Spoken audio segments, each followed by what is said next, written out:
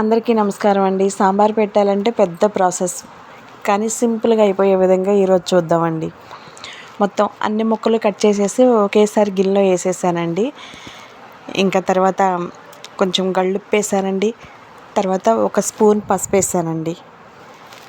ఇంకా మనం దీంట్లోకి చింతపండు గుజ్జు పోసేసేసుకుని తర్వాత ఇంకా స్టవ్ మీద పెట్టేసేసుకుందామండి.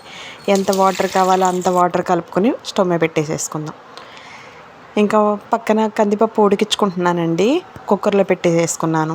ఒక 2 స్పూన్లు కారం వేసానండి. మొత్తం కలిపేటట్టుగా ఒకసారి కదుపుకొని ఇంకా తర్వాత కొంచెం కొత్తిమీర వేసానండి. కొత్తిమీర మాత్రం చాలా టేస్ట్ వచ్చిద్దండి. ఒక చిన్న బెల్లం ముక్క వేసానండి. ఇంకా పప్పు ఉడికిపోతుంది కదండి, ఇంకా మెదిపేసి దాంట్లో వేసేసాను. ఇంకా అంతేనండి. ఇంకా మధ్యలో కదుపుకుంటూ ఉండి మనకి కళాబళ్ళ కాగుతూ ఉన్నాయి అని మనకు అనిపిస్తుంది కదండి. ఇంకా అప్పుడు దీంట్లో వేసేది సాంబార్ పొడి అండి. ఓ పక్కనేమో రాగి జావ చేసుకుంటున్నానండి. అంటే మేము సోడి జావ అంటామండి.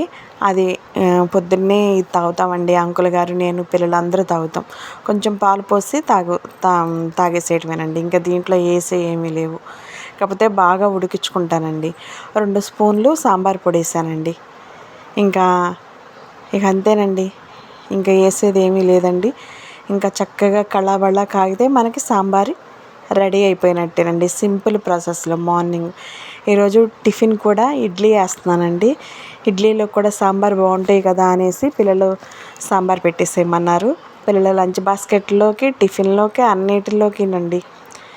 ఇంకా మనకి కొంచెం మరిగితే చాలండి, కాగిపోయినట్టే. మొక్కేమో ఆల్రెడీ మగ్గిపోయింది కదా, మధ్యలో ఒకసారి అలా కదుపుకుంటూ ఉంటాం కదండి. ఇంకా అంతేనండి. మనకి చక్కగా సాంబార్ ఈజీ ప్రాసెస్లో రెడీ అయిపోయినట్టే. తాలింపు పెట్టేసుకుందామండి. స్టవ్ మీద నుంచి దించేసాను. ఇంకా ఎండుమిర్చి, ఎల్లిపాయలు, చిన్నుల్లిపాయ, జీలకర్ర, అవన్నీ ఆవాలు వేసి తాలింపు పెట్టేసేయటమేనండి. ఒక స్పూన్ ఆయిల్ పోసి. ఇంకా ఇంతేనండి. నేను ఇంత సింపుల్గానే చేసేస్తానండి సాంబార్. ఎక్కువ ప్రాసెస్ పెట్టుకోనండి. చక్కగా రెడీ అయిపోయినాయండి. ఉంటానండి. మరో వీడియోలో మళ్ళీ మీ ముందుకు వస్తానండి.